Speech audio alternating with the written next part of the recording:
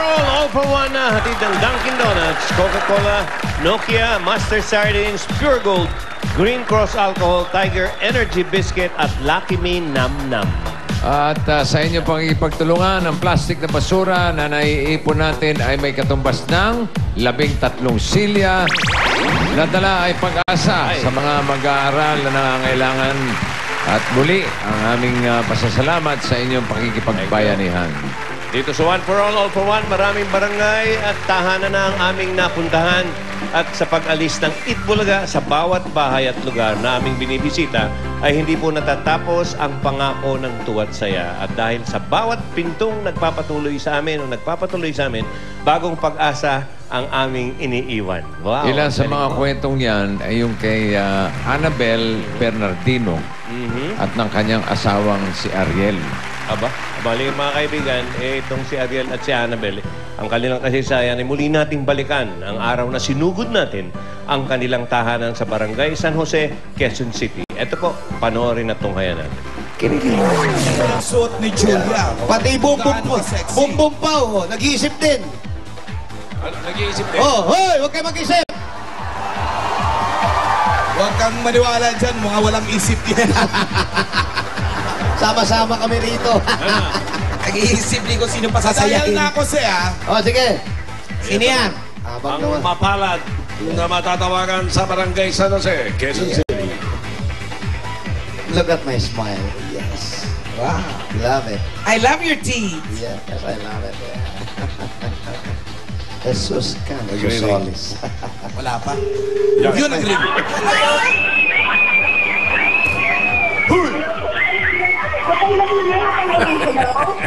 Ni-rape ba kayo? Wala na. Nakaalis na yung bumbero. Wala na sunog. Hello, Alan King. Hindi ako si Alan King. Ako si Shrek. Si Shrek yan, oh. Sino? Hello. Sino ka? Anong pangalan mo? Hello? Anong pangalan mo? Annabel Bernardino po. Annabel Bernardino. Opo. Parang ang bata ng boses mo. Anong address mo, Annabel? Ano po? Address. Address 4G, Tito Street, Barangay San Jose, Quezon City. 4G, Tendido Street, Barangay San Jose. Tama? 4G. Okay, okay. O, Annabel, abangan mo. Nandiyan dyan yung dalawa. O, sige po. Salamat. Oh, abangan mo si Jose si Wally dyan. Jose, Wally. Oh, sugod na kami. Ilan? Annabel Bernardino. Oh. 4G, Tendido Street. Oh, suspendido. Tendido? Anong suspendido? Ano ba? Tendido. Ah, bendido. Oh, tapakan mo yung linya doon. Ayun. Jose, ang gwapo mo. Wally, we love you. Saan yan? Ayun, sir, ha?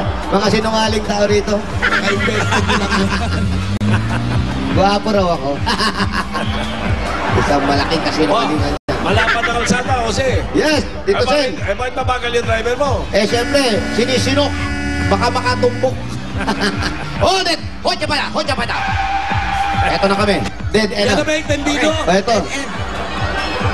4G. 4G. Oh. Ano nga? Ano nga gwapo nga sa'yo? Jose, hinahalikan ka pa. Halika rito. Nagwala. Alan, ano nga pangalan? Gulpinyo, Jose. Annabel Bernardino. Annabel. Saan ba yung bahay ni Annabel? Saan? Ito dito. Hoy! Annabel! Hoy! Annabel! Hoy! Halika! Ba't parang nagkahiwalay pa kayong dalawa? Oh, naharang ako. Annabel, ayun, kausapin mo sila. Hello, Annabel! Ano po? Sir, O, tama ako. Bata ka pa nga. Dalaga ka pa ba? hindi po may asawa na po ako. May asawa ka na. Opo. Saan ang asawa mo? Nasa ano po, sa taas po, may sakit po kasi siya, hindi siya po makakababa eh. Ah, okay. O, si Walid, si Jose na bahala sa'yo, ha? Opo. Okay, baba ko na to. Opo. Bye-bye. Okay, pasok kami, Lan. Tito Sen, pasok kami sa loob. Okay, pasok muna, pasok. Sugod. Tan-tan-tan-taran-taran. Ganyan ba pagpapasok dito? Maganda ang entrance nila. Basement. Ano yun, pababa? Yes! Uy, Ayan, Annabel. ang laking tao mo na naman dito, Brad. Mamuntog ka. Ang tangkad ko lang, no? Annabel, kamusta naman? Okay lang po, masaya po. Oo nga, pagtawag sa'yo kanina, medyo maingay. Sino ba yung mga kasama mo? Mga kapag-anak po ng asawa ko po. Ito, bahay ng asawa mo to. Ito, biyanan mo. Tita ko po. Tita, kamusta po? Mano po, tita, mano po? Nasaan ba mga anak? Wala po eh, pero may dalawa pong pamangkin. May dalawang pamangkin. Wala ka pang anak? Wala po po eh. Talaga? Opo kasi. Ilang taon na kayo mag-asawa ni Sir? 6 na taon na po. Ano ba naman? Anong sakit ni Mister? Anong sakit? Meron po kasi siyang sa spinal column po niya, kailangan po kasi siya operahan eh. Ganun. Sige. Kaya walang anak. Bedridden siya, bedridden. Di po, nasa taas siya. Nasa taas po. Nakaratay? Kasi wala po kami TV ko. Wala kayong TV. Ito nakiki-TV lang kayo dito. Sira po kasi yung TV po namin eh. Sira yung TV nyo sa taas. Tingnan mo na, bago masira yung TV, tapos yung kamag-anak natin, andito lahat. Bigyan mo muna 5,000 muna. 5,000? Pauna. Dapat medyo mainit-init ang ulo mo dyan. Dito, Sir, umiinit na. 2, 3, 4, 5,000. Sabihin mo pang pogi ako, mag-iinit ang ulo ko. Ang Dito, Sir. pogi mo! Eto na, sinabi pogi ako. Nanggigigil ako. Nagigigil ka? Eto, bigyan mo pa ng 5,000? 5,000 pa! 1, 2, 3, 4, 5,000! Yan ang gusto ko kay Jose. Yan. Kasi ang gwapo-gwapo mo talaga! Hindi na totoo yung sinasabi. Ano mo muna kung gaano nakatagal na may Ito nga. sakit yung asawa? Oo nga, ito, Annabel, yung asawa mo, gaano katagal na siyang nakaganyan? Ano na po, di ba po 2 taon na po siya, pero 1 year na po siya, dapat maoperahan na po kasi siya eh. Ang ibig sabihin, 1 year ng ganyan, tapos nahinto siya sa trabaho, ganun ba? Opo, nahinto na rin. Tapos ikaw, ano naman ang pinagkakakitaan mo ngayon? Kasi po, hindi naman po kasi ako makapagtrabaho dahil po, wala po mag-aasikaso sa kanya. So, ang ibig sabihin, tumatakbo yung buhay niyo. Buti na lang, 2 kayo, wala pang mga bata, 2 pa lang kayo at wala pa kayong anak. Ikaw ang nag-aasikaso, so hindi kayo kumikita, ganun ba yun? Walang income. Hindi po. Di bali po, tinutulo lang na lang po ako ng mga kamag-anak ko, tsaka yung kamag-anak po ng asawa ko. Annabel, gaano kahirap yung nakikita mo yung asawa mong ganyan na kanyang kalagayan? Gaano kahirap sa'yo? Mahirap po para sa akin, pero lakas na lang po siguro ng loob. Paano nakuha ng asawa mo yung sakit? Kung saan nakuha ng asawa mo yung sakit?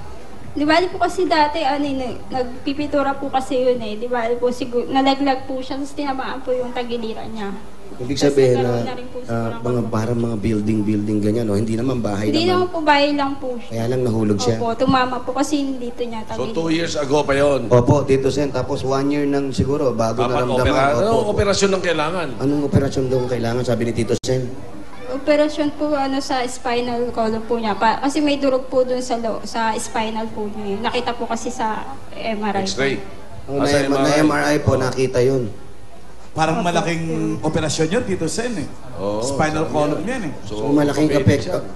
Opo, Tito Sen, malaking epekto nito sa buhay niyo Kailangan ng mag-asawa. mas malaking pambayad dyan, Jose. Opo, Ang yun nga. gwapo mo, Jose! Ito na nga, yun nga, kasi nga, dahil gwapo, sabi nga nila, Wally, may 15 mil ka ba dyan? Meron.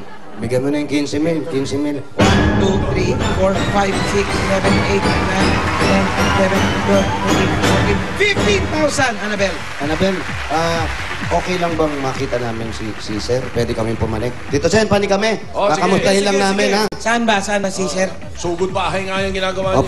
Opo, pani kami. Ayun. Jose, may pagkain. Huwag maya ka na kumain. Mamaya na. Sige, mamaya na po. Dahan-dahan. Dito, Sen, kung makakapasok kayo at makakapanik kayo dito sa kanila, yung inaapakan namin, parang didiretso na kami sa baba. Oo, medyo malambot talaga. Kuya, Huwag mo na pakitin yung sugod bahay. kamusta? Sir, Ito, medyo pumasok na kami sa'yo. Ano pangalan ni Kuya? Anong pangalan mo? Ariel Bernardino po. Ha? Ariel Bernardino po. Kaya pala pogi ka, Ariel din ang pangalan mo. Alam mo, Ano lahat. daw, Ariel? Ariel, mga Ariel, pogi talaga eh. Oo nga. Oo. Ariel, nabalitaan namin, medyo may tama yung spinal cord mo. Ano bang rito? Nangyari? Nadurog po ito kasi yung minsan na nagpintura ko, hindi ko alam eh. Tapos nag-iigib pa ako. Nagkaroon ng fracture. So hindi mo alam, nung nangyari sa yan, hindi mo alam na may nadurog na, tapos umiigib ka pa. So lalo siyang nabugbog. Opo. Ganun, hindi ko na malayan. napatingin nyo na ba yan? Kahit... Opo. Kailangan doon yung operahan po. Lagi ng bakad. Kasi Lalagyan ng yung bakal. tatlong lumbar disc na simula sa 8, 9, 10, nadurog kaya naipit yung spinal cord ko po. So, yan, hirap na hirap ka Sa rin. hospital Sa dinala? hospital daw yan, sa hospital dinala. Orthopedic po. Sa orthopedic, Tito Sa Sen. orthopedic. Oo, yung mga ganun talaga sa mga nababalian, sa orthopedic dinadala. Ba't hindi maoperahan? Ba't di raw maoperahan? Wala po, malaki pong gastos po eh. Magkano na yung nabibigay sa'yo? 25. Ni Wally? Ha? 25. 25? Kasi yung coke, naghihintay din yung coke, di ba? Oo. May 5,000 sa May coke. 5,000. Bigay mo na yun. Big, ito na po yung dagdag 5,000 po galing sa Coca-Cola. 4, 5. Yan. Hindi man ganun kalaki, pero alam natin, sana makatulong yan, makapag-umpisa dahil gusto na rin ni Mrs. na magkaanak, hindi kayo magkaroon ng baby dahil inaasikaso, hindi ka magkatrabaho. Sana makatulong yan at makapag-umpisa sa buhay nyo. Oh, malaking tulong po ito. Kasi- Nanibigay niyo Opo, po sa opo. amin. Ano daw? Malaking tulong daw po itong binigay natin. Maraming salamat po ito. Dasal lang pare, diretso. Siguro pinakamaganda, Jose, Opo, yung orthopedic hospital sa orthopedic ba? opo, Sa may Banawe? opo. Okay. Pinakamaganda niyan, ilapat natin sa isang government institution katulad ng PCSO. Yun! Narinig mo ba? Kakakausapin ka ni Tito Sen, ha? Tulungan ka.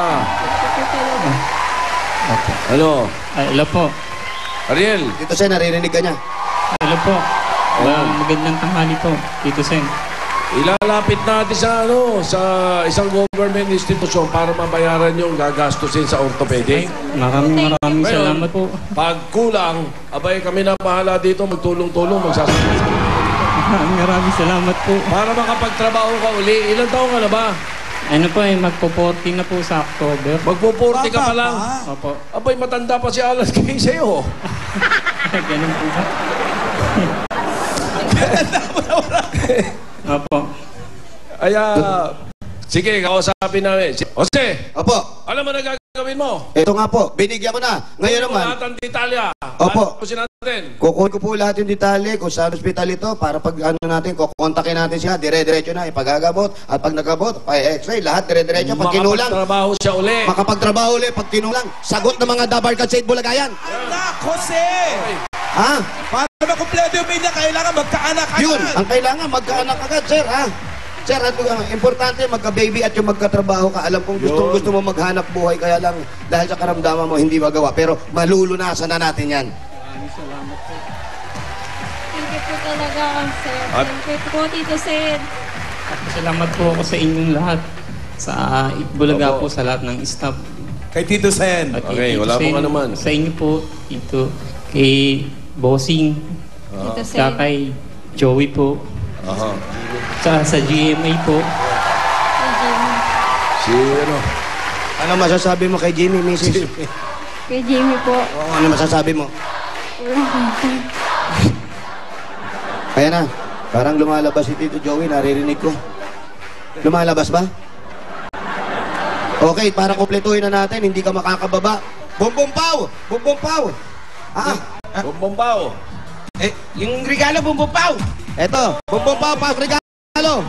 Halika dito sa taas kasi hindi sila makapanood, nakikipanood sila sa baba. Bibigay kami payong sa'yo. May payong ba kayo? Oo, mainit dito eh. Mainit dito eh. Magpapayong sa loob ng bahay. Bumbumpaw, dahan-dahan ha, huwag kayong sabay-sabay pumanek. Ako, kung pwede, isa lang. At baka bumaba tayong bigla. Ariel, alam mo, regalo namin sa'yo, hindi ka na makapanood ng di sa baba. Ayan. Eto, hindi mo na po problemahin.